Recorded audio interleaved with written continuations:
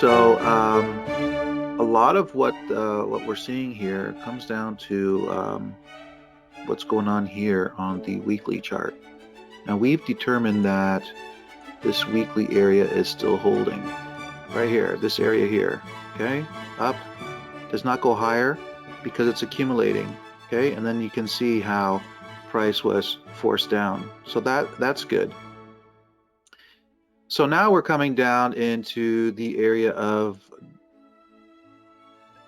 down here. Okay, we can better see it on the daily chart. Okay, so an accumulation of shorts up here to push price down. Okay, so according to the sequence that we were anticipating was going to play out, because so far it was, we had no reason to suspect that it was not going to. We had a demand zone created down here. Okay, so the next sequence of events was for price to come down into demand, then eventually head higher. Okay, because everything so far leading up to this moment was following along with that sequence. Okay, so price came down, contacted the demand here, and on the lower time frame right here created a demand zone. Okay, so so that's what I did. So let's take a look at what's going on here, right? Very interesting. Bait and switch. One of you mentioned bait and switch. So it's very possible, right? Because everything leads down to one very specific moment, okay? So we had price drop into monthly demand. Let's follow along the storyline. Price dropped into a daily demand.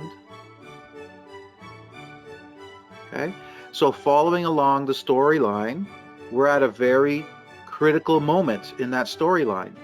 And as you can tell, as the story unfolds, the time frames get smaller and smaller and smaller until there's an explosion of momentum from that one critical spot. So now we have it switching, okay? Because this very critical area of demand that should have, and in most cases would have been used to facilitate a move to the upside, was removed, okay?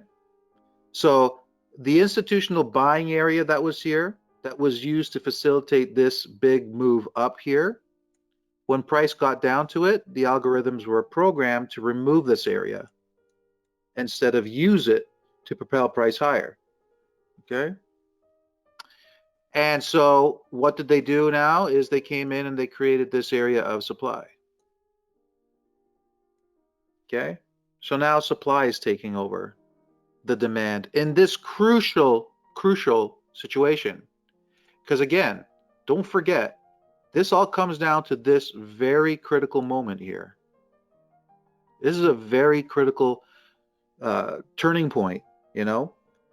You go down this whole storyline and it leads you to this very, very critical moment. It's either do or die. It's either it uses this 2-hour area of demand to facilitate a big, gargantuan move to the upside, because this could have been the very low of price, okay, for a move to the upside. It could have been the very low. So price could have rallied up from here, contacted the weekly supply that we had higher up, demolished it, and ate its way through. Why? Because it's already been tested twice before, as we were speaking about. So its purpose had already been fulfilled. So next time price goes up into that area of supply, it would just eat right through it and then continue on higher to all-time highs. Okay? And this would have been the exact critical spot where that shift took place. And to locate the exact zone that is very small, you know, that exact reversal zone, that is just what's so key to be able to do if you want to get into an options contract and get in with very little risk and massive upside. So this was a very critical spot.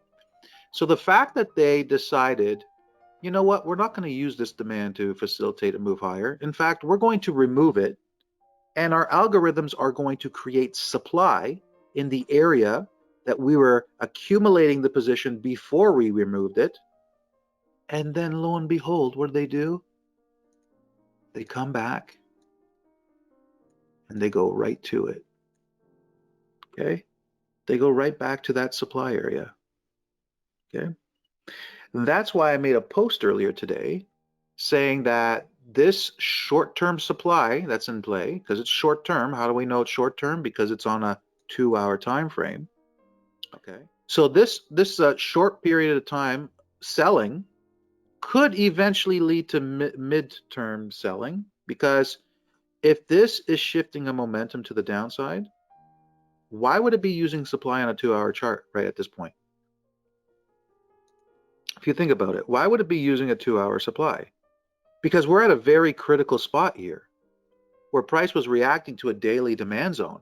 So why is it not shifting momentum from that daily demand zone to propel price to the upside?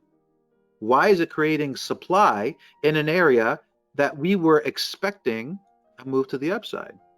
So that's the question. So logically, one can conclude that there is a very good chance that that supply that's now being contacted could be used to propel price further down. Okay, so if that's the case,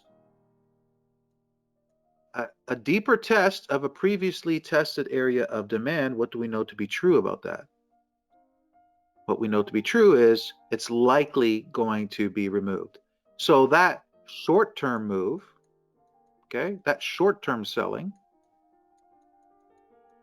could turn into midterm selling. So the short-term selling, we can spot it right now because we see the zone being created and we see the zone being contacted, and we know in what context this is taking place in. How do we know that it turns into midterm selling? We wouldn't know that unless it happens, okay? Because that's live time that we would have to have this being produced, because it rallies up into 2-hour supply. Now, any type of move to the downside is going to be a buildup of momentum, okay?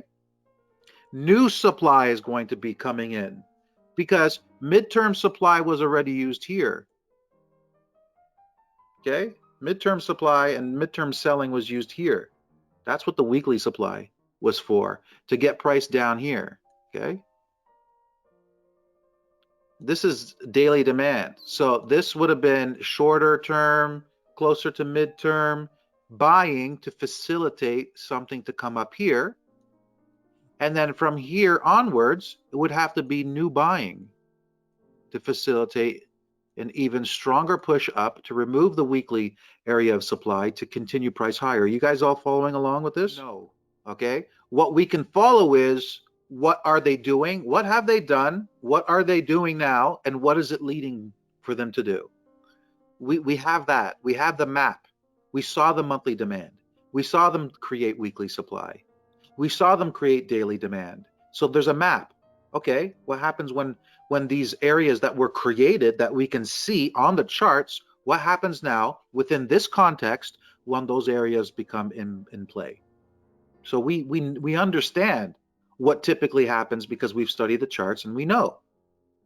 But when it comes down to these critical moments, monthly, weekly, daily, and now 2-hour, it winds itself down. It's like a coil tightening, tightening, tightening, tightening up, okay? Until the tightening moves get smaller and smaller because it's so tight.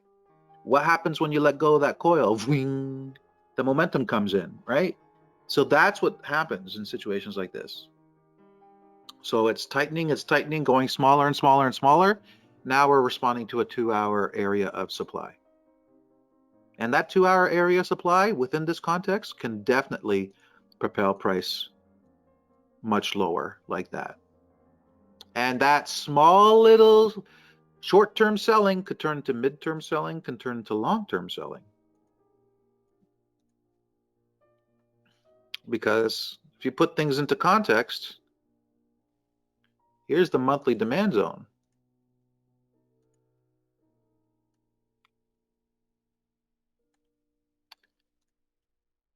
Here's the weekly supply zone.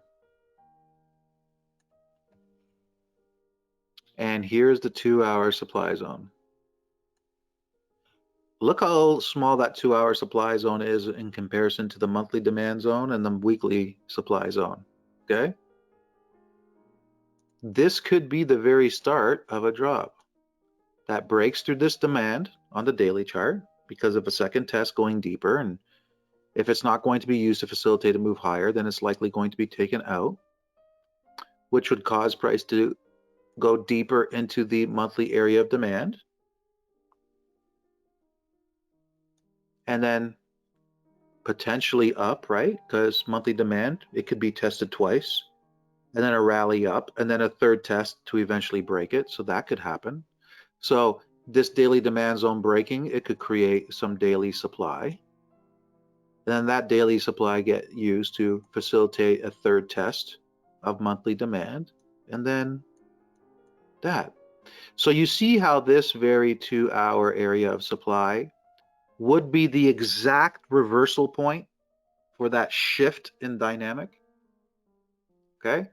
Because again, everything winds down to one critical moment. What happens at that critical moment? Does price go up or does it go down? It could have been used to go up, and we could have seen something like that demand zone being used to come up here, come down, like that.